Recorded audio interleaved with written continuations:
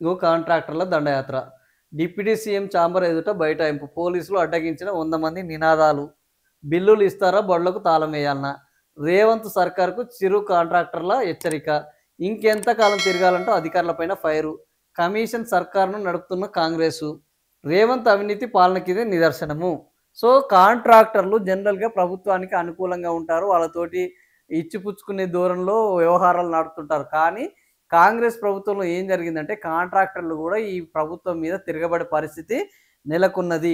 రాష్ట్ర సచివాలయంలో మరోసారి చిన్న కాంట్రాక్టర్లు మెరుపు ధర్నాకు. ఈ ఏడాది మార్చిలో రాష్ట్రంలోని సుమారు 200 మందికి పైగా సివిల్ కాంట్రాక్టర్లు సచివాలయంలోని ఆర్థిక శాఖ పీసీ ఎదుట తమ పెండింగ్ బిల్లులు మంజూరు చేయాలని బైఠాయించారు. ఎప్పుడు? మార్చిలో. తాజాగా సోమవారం సచివాలయంలో 100 మందికి పైగా మన ఊరు మనబడి పనులు చేసిన కాంట్రాక్టర్లు ఒక్కసారిగా డిప్యూటీ సీఎం బట్టి విక్రమార్క, ఆర్థిక శాఖ ముఖ్యమంత్రి సందీప్ కుమార్ సుల్తానీల పేషీల ఎదుట ఆందోళనకు దిగారు. ఎవరికి వారు వేరువేరుగా అక్కడికి చేరుకునేదాకా పోలీస్ సిబ్బంది గుర్తించలేకపోయారు. ఊహించని విధంగా కాంట్రాక్టర్లందరూ ప్రభుత్వ తీరుపైన ఆగ్రహం వ్యక్తం చేశారు. ఇది మనం చూడొచ్చు. ఇక్కడ కాంట్రాక్టర్లందరూ ఎవరు? డిప్యూటీ సీఎం బట్టి విక్రమార్క ఛాంబర్ ఎదుట ఆందోళనకు దిగారు. వీళ్ళందరూ సామాన్యమైన కాంట్రాక్టర్లు, చిన్న చిన్న కాంట్రాక్టర్లు. మన ఊరు మనబడిలో వీళ్ళేమి ఎల్ఎన్టీలు, ఆదానీలు, అంబానీలు వాళ్ళు కాదు. చాలా చిన్న కాంట్రాక్టర్లు ఏదో మన ఊరు మనబడిలో పనులు చేసుకున్నారు. సో, ఇది మన ఊరు మనబడికి సంబంధించిన కాంట్రాక్టర్ల గొడవ. ఇంకా మన ఊరు మనబడిలో ఉండేది ఎవరు? టీచర్లు. టీచర్లు కూడా పోరుబాట పట్టబోతున్నారు. 23న ఇందిరా పార్కులో ఐక్య పోరాట కమిటీ ఈ ప్రభుత్వం ఉపాధ్యాయుల విశ్వాసాన్ని కోల్పోయింది. నాడు టీచర్లకు ఇచ్చిన హామీలు ఏమైనాయి? నేడు ప్రభుత్వం చేస్తున్నది ఏంటి? విద్యారంగాన్ని నాశనం చేస్తున్నారు. సో, ఈ విధంగా కాంట్రాక్టర్లు దండయాత్ర చేస్తున్నారు. సో, ఇంతకుముందు మనం చూసాం కదా!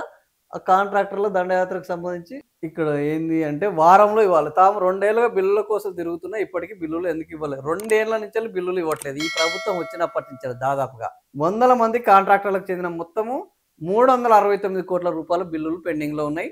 2 ఏళ్ల నుంచెల్లి ఇయ్యట్లేదు. ఇంక వాళ్ళు ఏం చేసుకోవాలి? ఆత్మహత్య ప్రయత్నం చేస్తున్నారు.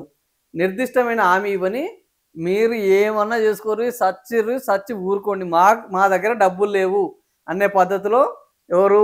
చూస్తాము, పరిశీలిస్తామని మాత్రమే చెప్తున్నారు కానీ ఇది కమిషన్ సర్కార్. కేటీఆర్ ఫైర్. కాంగ్రెస్ ప్రభుత్వం కమిషన్ సర్కార్‌గా మారిందని బీఆర్ఎస్ వర్కింగ్ ప్రెసిడెంట్ కేటీఆర్ ఆరోపించారు. సచివాలయంలో చిన్న కాంట్రాక్టర్ల ఒక ప్రకటనలో స్పందించారు. 20% కమిషన్ ఇవ్వడం లేదని, చిన్న కాంట్రాక్టర్ల బిల్లులను కాంగ్రెస్ ప్రభుత్వం ఆపిందని మండిపడ్డారు. సో, 20% కమిషన్లు ఇవ్వలేకపోతే 20% కమిషన్లు ఇవ్వలేని చిన్న కాంట్రాక్టర్లు చివరికి సచివాలయంలో అప్పులు తెచ్చి ఏం చేశారు? 20 నెలల్లో 2,20,000 కోట్ల అప్పులు చేశారు. 420 ఎన్నికల హామీలో ఒక్కదాన్ని అమలు చేయలేదు. మరి కనీసం ఈ చిన్న కాంట్రాక్టర్లకైనా డబ్బులు లేకుంటే ఏం చేశారని వాళ్ళు నిలదీస్తున్నారు. ఈ సర్కార్ టార్గెట్ కమిషన్ హరీష్ రావు మాట్లాడడం జరిగింది. సో, గాంధీ భవన్, పూలే భవన్కు వెళ్ళినాం. ఆత్మహత్యకు ప్రయత్నించిన చిన్న కాంట్రాక్టర్ల పైన ఎందుకు ఇంత వివక్ష అని వాళ్ళు ఈరోజు ప్రశ్నించే పరిస్థితి ఏర్పడింది.